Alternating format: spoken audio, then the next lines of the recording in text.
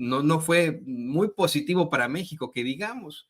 Y hoy quería platicar de eso precisamente con ustedes, de cómo es que surgen declaraciones nuevas con precisamente Carlos Salinas de Gortari, eh, quien sale a decir, a quejarse en medio pues de un cinismo, una hipocresía absoluta, además de ser tal vez uno de los peores presidentes que hemos tenido, como lo llamaba incluso el expresidente Andrés Manuel López Obrador, el padre de la desigualdad moderna, el hombre que provocó que se estancaran los salarios mínimos para siempre, bueno, hasta que llegó la Cuarta Transformación, quien habría entregado al país, al extranjero, quien entregó las empresas a sus amigos ricos, quien provocó de verdad una serie de problemáticas para México, salió a quejarse de que pues le quitaron su pensión y a decir que pues él vive de sus análisis políticos, miren nada más. Porque miren, les podría decir que me llamo Carlos Salinas de Gortari y soy desempleado. Sí, porque pensionado ya no, ahora que alguien nos quitó las pensiones. Me llamo Carlos Salinas y me dedico a la investigación y reflexión sobre temas históricos.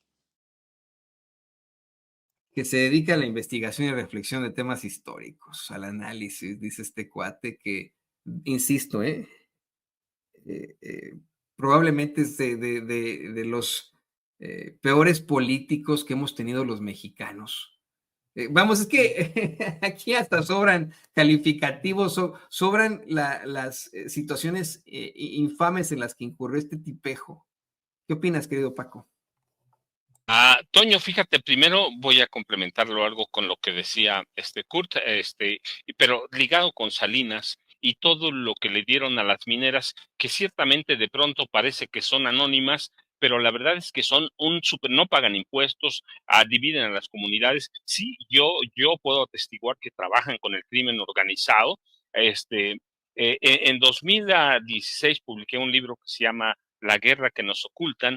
Y en ese libro, entre otras cosas, documento que la desaparición de los 43, como el asesinato de 3 de los compañeros de los normalistas de Ayotzinapa, es en parte también responsabilidad de los mineros, es decir, hubo una especie de conspiración de silencio y todos participaron en el crimen porque hacía muy poco, por lo menos un año antes de 2014, en 2013, habían descubierto cerca de Ayotzinapa uno de los mayores yacimientos de oro de este país las mineras canadienses estaban interesados en eso.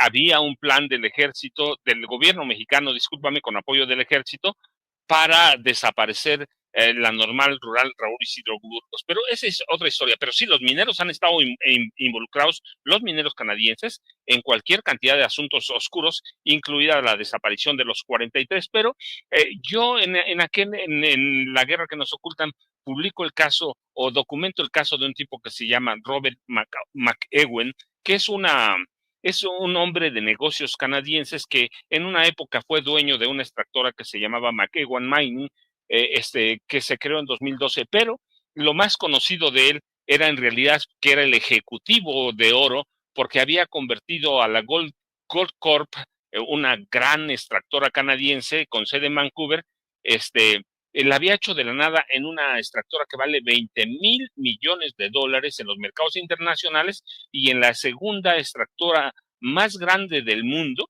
sí, gracias al trabajo de México. Y entre otras cosas, mira,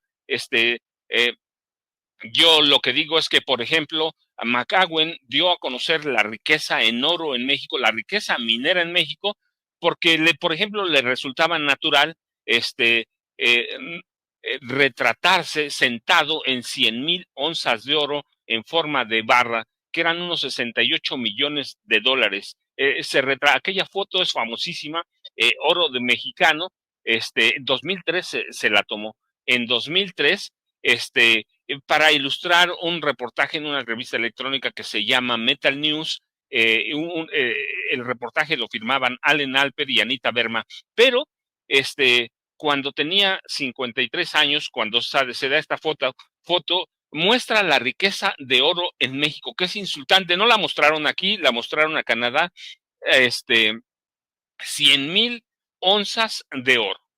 100,000 onzas de oro. Eso lo fueron a presumir a Canadá claramente, Y él, en esa entrevista, le preguntan sobre los grupos del crimen organizado y él reconoce que trabajaban con el cártel de Sinaloa en algunas minas que tenían, como el Gallo 1, lo recuerdo, y que el día que no llegaron a un acuerdo con los grupos, con el cártel de Sinaloa, les robaron un cargamento de varios millones de dólares, 8.5 millones de dólares. Un comando asaltó la minera, así que él dice, nosotros trabajábamos de acuerdo con los cárteles, con el cártel de Sinaloa, con el cártel, y ellos nos decían por dónde podíamos pasar, por dónde no, a qué hora sí, a qué hora no. Y esa es la minería, de la minería canadiense en México. No solo es un gran negocio que va de impuestos, un negocio que ha sido nocivo para México, nocivo para las arcas nacionales porque no pagan, ya lo decía bien Kurt, 1%, ¿no? Es un negocio que además ha aprovechado todo lo que le dio el neoliberalismo para saquear también este país. Hay evidencia solidísima de que en unos años sacaron más que en los 500 que los españoles en México. Así que esas son las mineras canadienses. No solo presumen allá la riqueza de este país, se la llevan sin pagar impuestos, sino que además trabajan con grupos del crimen organizado y son en parte responsables los mineros canadienses de la desaparición de los 43. No te lo digo así al aire, lo documenté en uno de mis libros que ha sido, dicen mis críticos, de los más completos, La guerra que nos ocultan, y documentos como las mineras canadienses, además, negociando con el crimen organizado, le cedieron a los cárteles, no solo al de Sinaloa, sino, por ejemplo, en Guerrero, le cedieron todos los negocios alternos a la minería. Así que es una minería, además, que es producto también del saqueo mafioso a través de grupos del crimen organizado. Esa es la minería canadiense en México. Es gravísimo y serio, y que empieza, retomemos el tema, ¿con quién? En el sexenio de Carlos Salinas de Gortari. Hoy aparece en una especie que va a ser un documental, reportaje seriado, ¿no? En Nexos. Eh, este, Mira, ¿qué podemos decir de Carlos Salinas de Gortari? Primero hay que dar una cita de Miguel de la Madrid, no nuestra, de Miguel de la Madrid, en una entrevista que antes de morir le dio a Carmen Aristegui, que debo decirlo porque se la dio a ella. Le preguntó Carmen Aristegui en esa época si se arrepentía de algo y cosas, y él dijo claramente que de Carlos Salinas de Gortari, quien se robaba la partida secreta. ¿De cuánto era la partida secreta? No lo sabemos, pero era millonaria. Y también dijo en aquel momento Miguel de la Madrid que la familia Salinas, a través de Raúl Salinas de Gortari, el hermano, controlaban al crimen organizado. Después lo hicieron sus hijos, lo hicieron retractarse. El único momento lúcido de Miguel de la Madrid, cuando trataba de pasar a la historia, por lo menos congraciarse un poco, o como un acto de contrición, decirnos lo que había pasado con los Salinas. Sus hijos salieron a declararlos locos, y luego ya ves la historia de su hijo, arrancó su carrera política de la mano de Carlos Salinas de Gortari. ¿Pero qué fue su sexenio? Pues mira, para mí, yo siempre digo, es como una novela negra, una pesadilla en la que los grupos de élite contaron dinero a montones. ¿A través de qué? La legalización del desvío de poder, y de que en la que el libre comercio sentó las bases para desmantelar en los siguientes lustros después de 1988 los sectores extractivos, la minería, alimentario, la petroquímica, el sector ambiental, el sector educativo y la investigación para beneficiar a empresas transnacionales, y eso refleja la devastación o la profundidad de la devastación económica, política, social y cultural del país. Eso es lo que fue Carlos Salinas de Gortari, que hoy sale a decir que es un desempleado. Sí, nada más hay que preguntarle a Miguel, claro, ya se murió Miguel de la Madrid, pues se robaba la partida secreta y todos los negocios que hizo, y a través de él, recuerda, empieza lo que ha documentado Oriol Mayó, la reconquista española, de Salinas hasta Peña, la reconquista económica de México. Ellos entregaron todos los sectores, ya te decía, sí, extractivo, alimentario, petroquímica, todo lo entregaron a los extranjeros, canadienses, españoles, estadounidenses. Es decir, fue un proceso atrabiliario de desviación del poder en el que se intentó consolidar no la revolución salinista, sino la revolución económica de la madridista. Nunca hay que dejar fuera a Miguel de la Madrid. Recuerda, él retoma prácticamente el neoliberalismo de Margaret Thatcher, así que de Ronald Reagan. Así que el salinismo es uno de los peores males que ha tenido políticos, que ha tenido este país. Asesinato ¿cómo se llama? Asesinatos políticos. No recuerdo cuántos, cuántos asesinatos políticos, por lo menos 600 militantes de lo que era el PRD, por lo menos, empezando con dos personajes muy cercanos a Cuauhtémoc Cárdenas. ¿Lo recuerdas? Dos personajes muy cercanos a Cárdenas, incluso antes de que tomara posesión.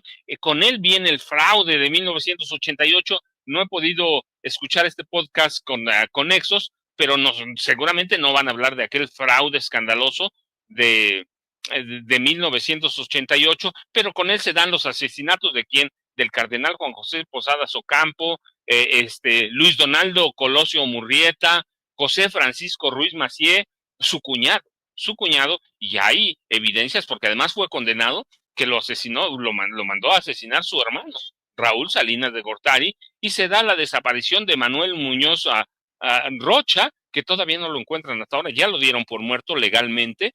Así que para mí el salinato, no lo digo al aire, el salinato está bien documentado, fue una prolongada historia cruenta de gusto por los demonios de la intriga, ajustes de cuenta, una asociación de hechos de profunda oscuridad que se pagaron ¿con qué? Con páginas de sangre que se escribieron, por ejemplo, en 46 periodistas asesinados, hasta que dislocó la vida social y dislocó la vida colectiva de este país. Rompieron el tejido social en el gobierno de Salinas y se hilvanó una trama de mano dura de las policías federales, del ejército, cuyo registro quedó anotado ¿a dónde? En las páginas de la Nota Roja, y testimonios confidenciales o públicos en indagaciones ministeriales. Así que México se convirtió también en un centro internacional de operaciones del pujante negocio de las drogas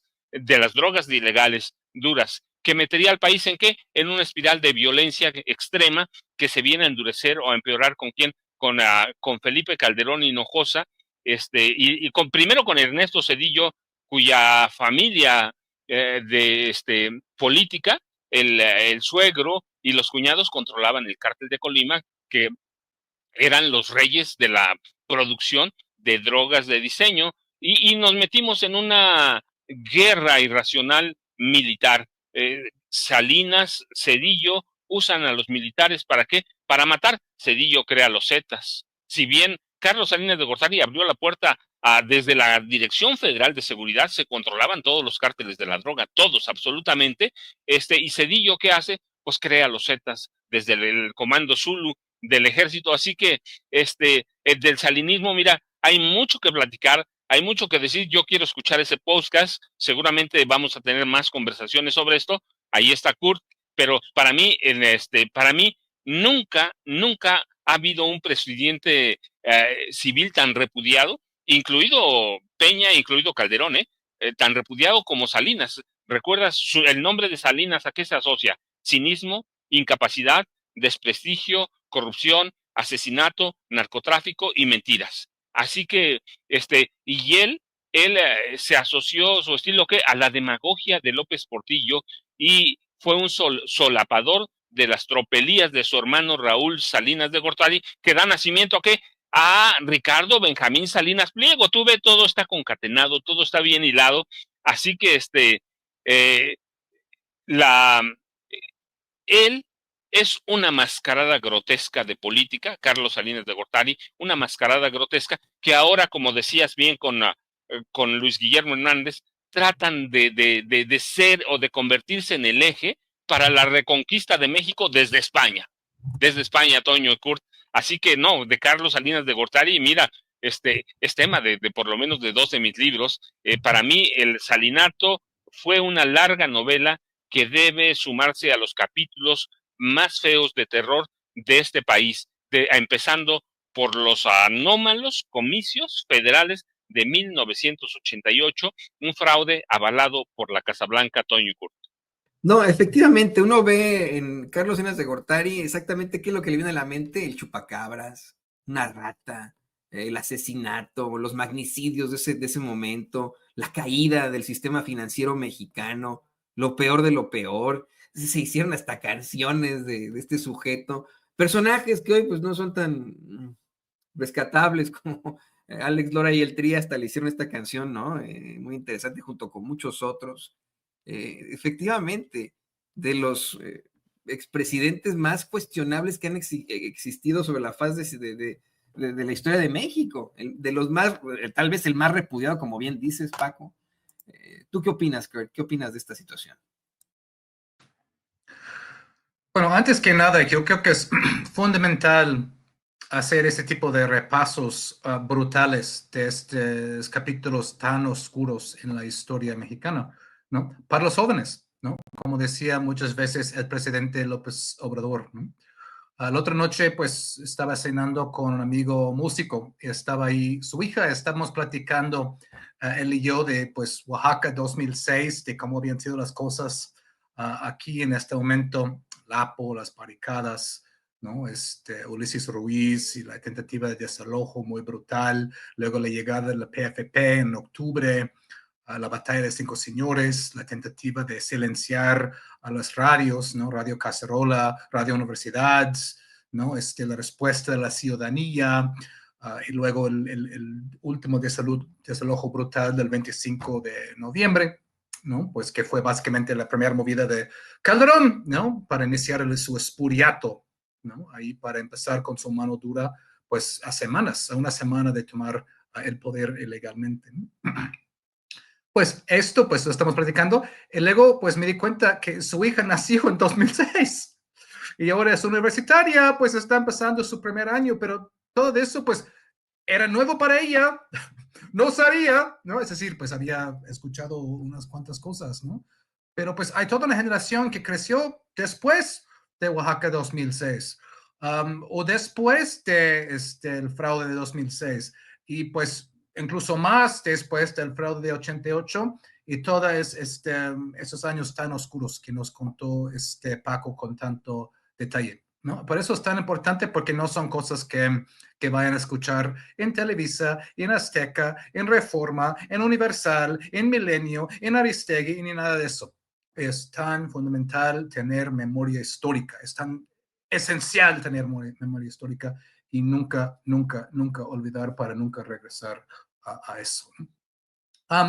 Para retomar un poco, pues atar algunos cabos de la conversación de hoy que me parecen importantes, pues resaltar la diferencia entre la respuesta de Claudia Sheinbaum a las amenazas de Trump con su carta firme, diciéndole...